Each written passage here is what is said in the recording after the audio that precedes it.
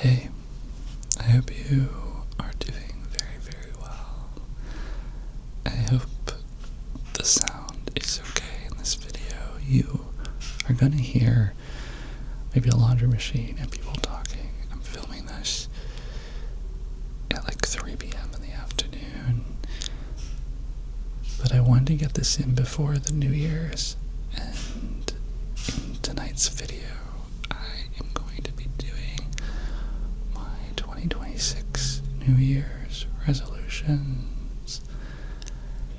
And so I have a list of questions that I'm going to be answering that I actually answered last year. So yeah, this year has been a crazy one, but I'm also going to tag a couple of creators to answer these questions to. I highly recommend you answer the questions too. I'll have them down in the bio below, and let me know how your year was. But let's get into it. So, the way that this video is formatted is the first half I'm going to be answering questions about this past year, 2025, and then I'll end that section with letting you know if I hit the goals I set in last year's video. We'll talk about it. And then the second half of this film is all about next year and goal setting. So let's get into it. If you haven't yet, make sure you like and subscribe. Let me know if you like this series. I'm going to try and do this every year so we can live life together. But, okay, question number 1. What was your favorite thing about 2025? So, 2025 was one of the hardest years of my life. I'll get into why in a sec. But I would say one, I wrote all of this down on my phone, by the way, so I have some. But number 1 favorite thing about 2025 was a UX bootcamp. I did a whole UX bootcamp. If you don't know what UX is, it's basically user experience. It's basically designing apps for users. Companies will hire UX designers to have the user in mind, but I did a whole 9-month bootcamp and then I finished it like last week, which was really, I think, impressive. Another favorite thing of mine is that my niece was born. My niece was born and I'm an uncle now. I also really loved that I really leaned into being fearless with the limits I hold for myself. So this year was all about kind of pushing the beliefs that I hold and like jumping forward, and you'll see all about that in a sec. I also said my favorite thing about 2025 was that I really stepped into trying to steer my life. I noticed I was in really rapid waters and I was jerking around like crazy in this whole year, but now I feel like this last year I tried to grab the wheel of the ship and I said, let's move this. So I think I'm at the wheel now. Number 2. What was your least favorite thing about 2025? So this year was one of the harder years of my life. I wrote a couple things down. I think the hardest thing this year was that my dad nearly passed away very quickly. He had a really rare infection, and that was a really hard thing to process. And he's all good now, so that's all that matters. But it was just a lot because it happened really quick. They found an infection in his spine. It was spreading everywhere. We took him to the hospital, and it looked like for a moment they didn't know how to fix it. And he was having surgery all over his body, and he was on a lot of drugs. And so it was just a very emotionally heavy period, and that was all in the spring of last year. I also, this year, I left LA. I was in LA for 5 years, and I left to go back home to be with my family because my niece was born. And having all that happen and not having my support system, well, my friends, was really difficult. And also at the beginning of this year, my uncle passed away. So it was just a year filled with a lot of grief. Thankfully, my dad's a lot better now. But it was hard. He had to do rehab, learn to walk again. And the aftermath of all that emotional turmoil definitely made dynamics different. But I'm very grateful. But it was a really hard year. That was the reason why. Number 3, what did you discover about yourself in 2025? So I discovered that when I get scared, I often will look for people around me to ground me, and that could even mean going back into my past and reattaching myself to people that once gave that to me. However, I'm learning that might not be the best because people change. And so people who once grounded you might not be able to ground you the way that you want them to. I also learned that it doesn't matter how many people believe in you. If you do not believe in yourself, it doesn't matter. So I guess I discovered that you really need to believe in yourself. You need to believe that tomorrow will get better, that you will be able to get through things, and you are the only solution to that. And I also discovered that my home family might not be the best place to reset myself fully. So, love them to death, but yeah. I don't know if you can relate to that.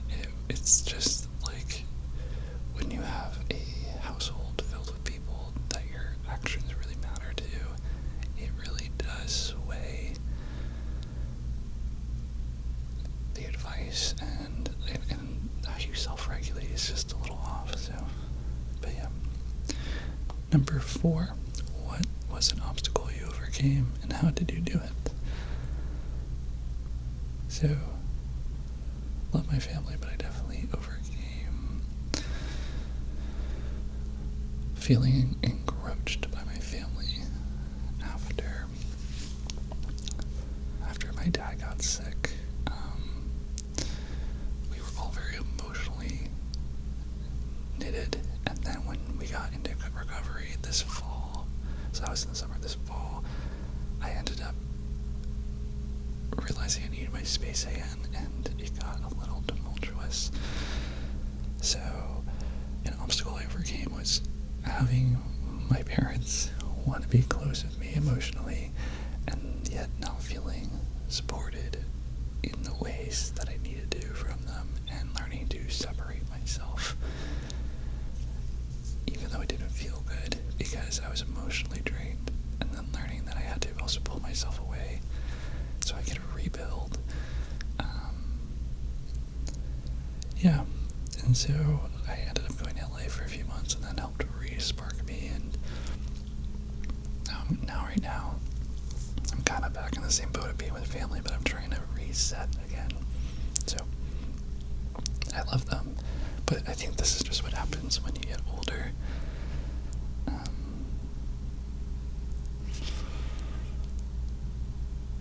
Number 5, what was an unexpected joy that came in 2025? So, an unexpected joy that came was meeting my friend Steve in Boston. I met him through through Hinge, actually, and if you go over to my second channel, Your Friend Nick, you'll see a podcast of us talking together. So that was fun. I got to meet him. And an unexpected joy that came this year was that I gained the confidence and the courage to say, fuck rocket and go after my dreams. So I think the pros of going through all that this year is realizing not only that life is short, but me realizing that I really need to believe in myself and that people around me don't want the same things I want, and life is really short and it's worth going for things that you think will give you any type of happiness. Just go for those things. It's worth going for them. So, number 6. Did you hit your goals for the year? Where did you succeed and where did you fall short? So this is going to be a fun section because I have all of the questions I just asked, or all my goals from last year's video. I'll link it here and put it at the end. You can look at it. All my goals. We're now going to go through them and I'm going to tell you if I hit them. So one of the first questions was, what is one major accomplishment you wish to achieve in 2025?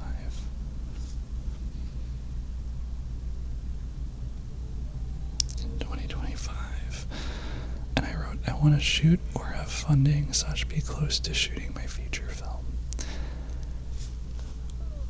We are going to be doing crowdfunding next month for it, so that's a win. The second one was hit 30,000 subscribers on YouTube. We did not get there. We are at like 23,000, which is amazing. But not 30K. But I think it makes sense because this year was a really wild one. How do you want to feel at the end of 2025? I wrote, I want to feel secure in what I'm doing, inspired and in love, feel secure financially, strong, hopeful of the future. So I'm definitely not secure. So I'm not secure right now in love, in financial stability. No. Am I making steps to it? Yes. But I definitely did not hit those. What aspect of your life do you want to grow? I wrote, I would like to grow in my financial life and home life with family. I would also like to increase my education, gain confidence, and do less overthinking and more doing. Okay, so I did grow my home life with my family. Last year I really wanted to reconnect with my family. I definitely did that. And I did increase my education by doing the UX exam, so that's a win.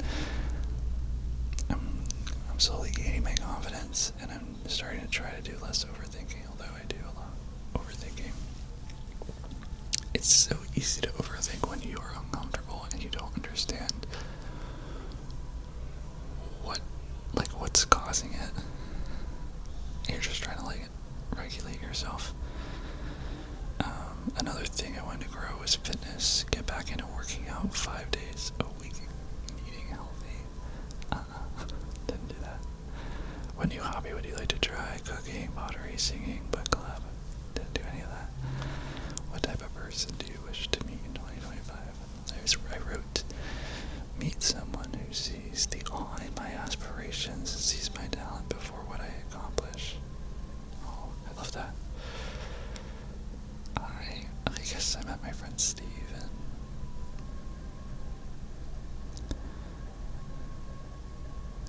sorry about the wind.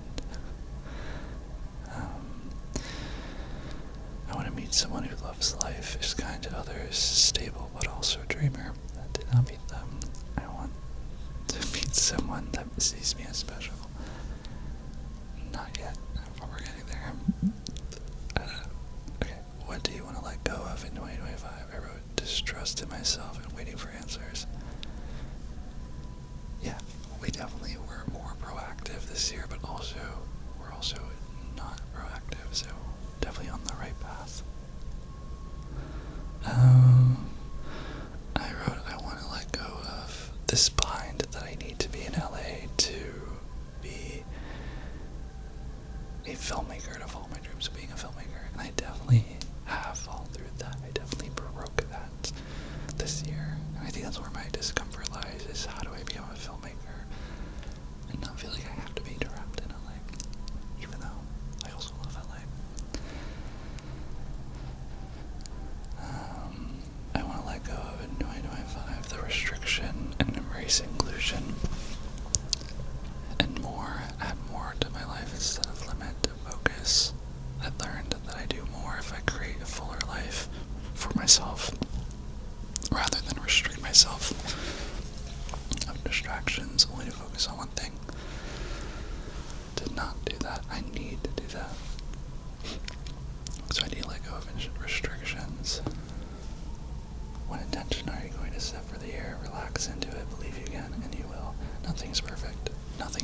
so let it be messy. The last intention, let it be messy, definitely was 2025.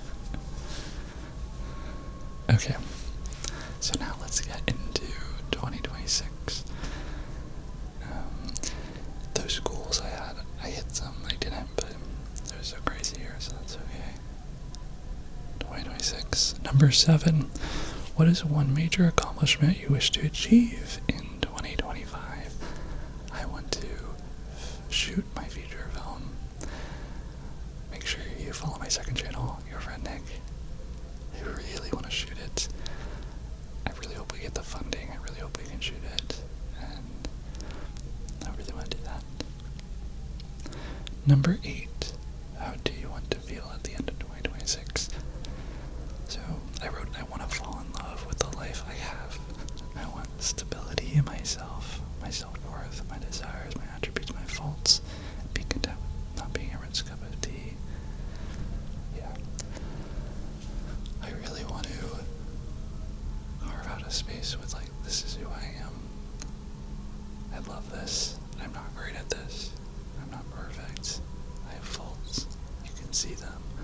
But I'm proud of who I am. I want to be that. And not be so afraid of disappointing people. Because I hate that. 9. What aspect of your life do you want to grow? I said I want to grow my love life.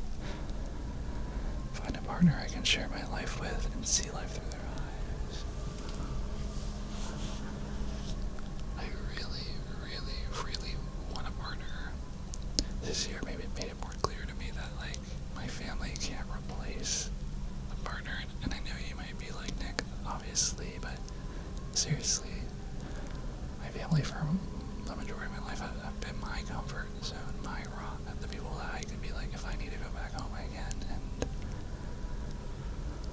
I'm realizing now that I don't want to do that anymore, and I want to go forward and create a life with someone that values what I value now and wants the life I want. So I guess that was the pro of this year, is I feel like I really got to meet my parents and my family in a way that they met me, in a way that didn't idolize them. Very healthy, very hard, but also very rewarding in itself. I also said I want to grow my creative life. I want to be confident in not being confident about art. I want to find others that have the spark for film and art and creating, because I'm realizing not everyone does. It's not like everyone just suppresses it. There are some people that just don't value it. And I want to be around people that really see the magic like I do. Financial life, I really want to grow it and have stability so I don't have to live with my parents again. I will say I am very grateful that I've been able to live with them. So I know it's a blessing, but it's hard. It's really hard. What is a new hobby that you'd like to try? I would like to try Frisbee. What type of person do you wish to meet in 2026? I wrote, I want to meet someone kind, inspiring, but bold in who they are and what they think about the world and how others think of them. They are out there, but they also know that they aren't perfect. They are out there because they know what the world is, and they know that they belong. I want someone that's boldly confident in who they are, and for them to show their weirdness and their love for things without it being filtered. That's who I really want to meet. I'd also love to meet other filmmakers and creatives that spark me up. What do you want to let go of in 2026? In 2026, I want to let go of this pressure to be with family. I want to let go of suffering to be someone I'm not. Trying to find comfort by changing everything about myself and reverting into old ways. I don't think comfort lives there. I think comfort lives towards keeping pushing on, and yeah. I want to let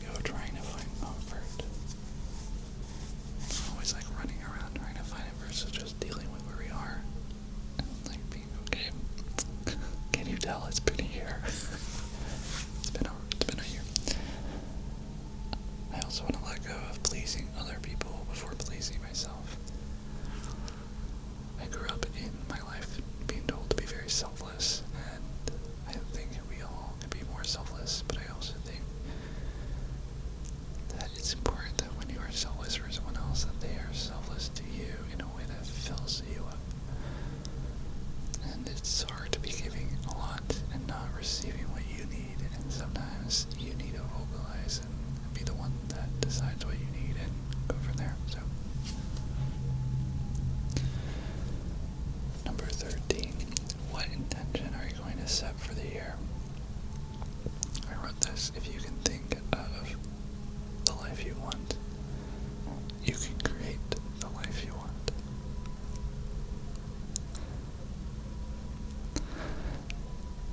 I think that's where I get stuck. I was thinking about life, but oh well. 14 is YouTube goals. I would love to get 30K on this ASMR channel, and I'd love to also get 5K on my second channel, Your Friend Nick, because this year I am going to be on that way more than this channel, just because I'm going to be following my dream and documenting it there. But don't worry, I'll still be here. My goals with this channel is to stay with you guys and to make videos that I find fun, that stay connected to you, and we'll do more question videos and stuff too. But yeah, this year is a hard one. Next year, I have a feeling will be a good one. I feel like 2026 is a good year. I just feel it.